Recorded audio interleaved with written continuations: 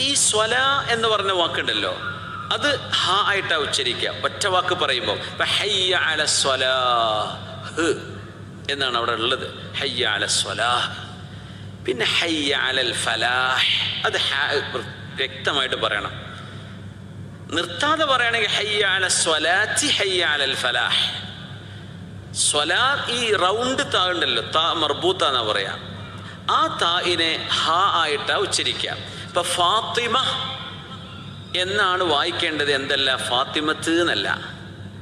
ഒറ്റക്ക് ആ വേർഡ് ഒറ്റക്ക് പറയുമ്പോൾ ഫാത്തിമ.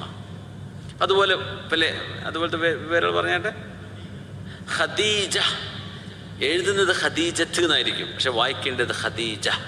അത് ഹ ആയിട്ടാ ഉച്ചരിക്കുക. അവിടെ നിർത്തുകയാണെങ്കിൽ ഖദീജ.